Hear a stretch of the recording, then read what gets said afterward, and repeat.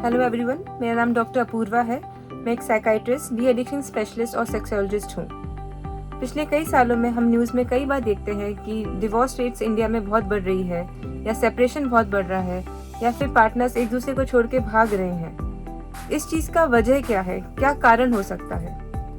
Mostly सबसे important यही है कि डिवोर्स अपने आप में एक टैबू नहीं रहा।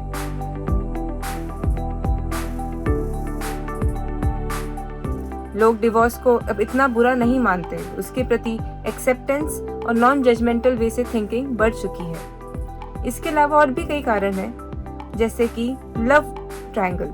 लाइक फॉर एग्जांपल, जो प्यार है वो कई पिलर्स पर टिका होता है, जिसमें से कुछ कमिटमेंट, इंटीमेसी, पैशन, इस तरह के पिलर्स होते हैं। इनमें से किसी भी पिलर पे अगर ऊंच नीच आ जाए या फिर डगमगा जाए तो इसकी वजह से कपल्स के बीच में लड़ाइयाँ, झगड़े, आर्ग्यूमेंट्स, मिसअंडरस्टैंडिंग, सेपरेशन और चीटिंग जैसी चीज़ें सामने आती हैं, जो अल्टीमेटली डिवोर्स का कारण बन सकता है। इसके अलावा हेल्थ इश्यूज, फिजिकल हेल्थ और मेंटल हेल्थ की मात्रा इन दिनों इंडिया में बहुत ज़्यादा बढ़ रही है। कोई भी लंबे समय की बीमारी, चाहे वो शारीरिक हो या मानसिक हो, इसकी वजह से कपल्स आपस में एक दूसरे के साथ लंबे समय तक नहीं रह पाते। और इसके अलावा और भी कई कारण हैं, जैसे कि ग्लोबलाइजेशन। पिछले 10 से 20 सालों के अंदर इंडिया में ग्लोबलाइजेशन आया है, इंडस्ट्रीज बहुत बड़ी है, टेक्नोलॉजी बहुत ज़्यादा बड़ी है। इसकी वजह से लोग एक दूसरे से बात करना आसान हो गया। आप यहाँ बैठ के किसी और बाहर के शहर के या दूसरे देश के लोग से बात कर सकते हो। ऑप्शंस बहुत ज़्यादा ओपन हो गए हैं लोगों के बीच में। और साथ साथ जब एजुकेशन बढ़ी है तो फीमेल्स में एजुकेशन और एम्पावरमेंट बढ़ा है। तो जिस तरह के सबमिसिवनेस और अब्यूज़ पहले फीमेल्स सहन कर लेती थी, अब उसके खिलाफ आवाज़ उठाती है, जो कि सही भी है। और एक और चीज़ कि आदमी और औरत अब एक दूसरे के बराबर हैं। तो जो काम पहले आदमी को लगता था कि वो नहीं कर पाएंगे, वो अब कर पाते हैं। और औरतें भी इंडिपेंडेंट और फाइनेंशियली, इमोशनली, मेंटली इंडिपेंडेंट हो चुकी हैं। तो इस वजह से जो अंडरस्टैंडिंग है और टॉलरेंस लेवल है कपल्स के बीच में, वो कम हुआ है।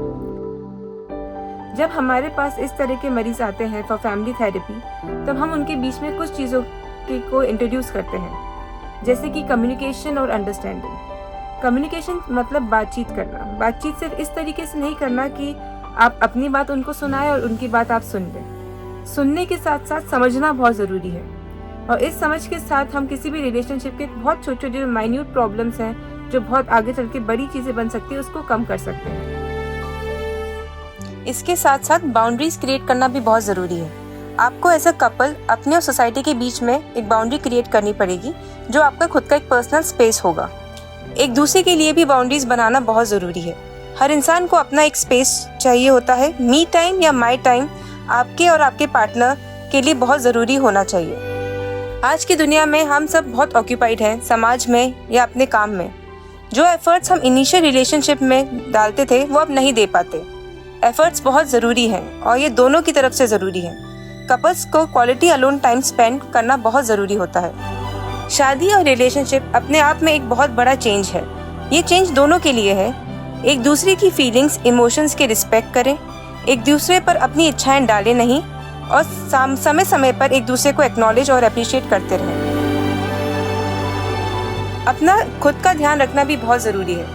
समय समय पर ये ध्यान रखें कि आप मेंटली या फिजिकली साउंड हैं कि नहीं। आप खुद खुश नहीं होंगे तो आप दूसरों को खुशी नहीं दे पाएंगे। लड़ाई और मनमुटाव किसी भी रिलेशनशिप में की आम बात है। इससे डरे नहीं, इसको दिल से ना लगाएं। बात करें, समझें, सीखें और आगे बढ़ें। आप दोनों प्रॉब्लम के अगेंस्ट हैं, एक दूसरे के नहीं। एज अ साइकाइट्रिस्ट मैं ये समझती हूँ कि अगर प्रॉब्लम छोटी हो या बड़ी, प्रोफेशनल हेल्प लेने में कोई बुराई नहीं है। ये आपकी प्रॉब्लम समझने में और सॉल्व करने में आपकी मदद ही करेगी।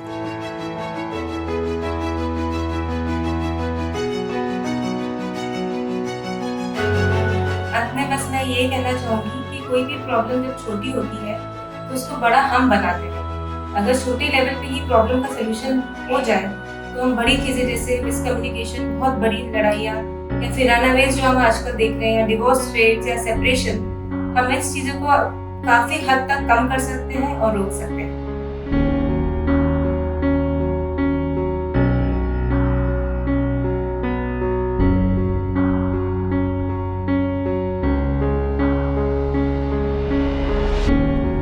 Here we are, living in the moment, and here we are, dreaming in the open. Now look around, isn't this a new day? Make a move, doing things a new way, a new way.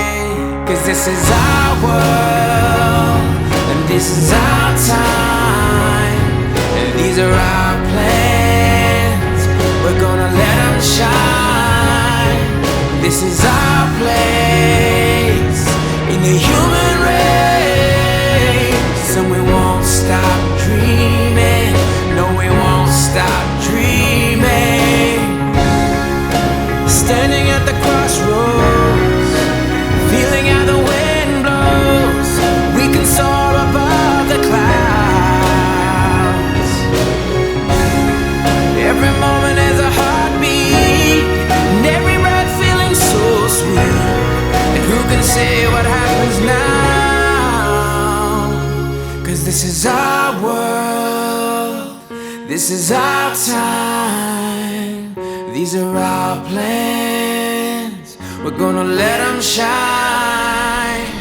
This is our place in the human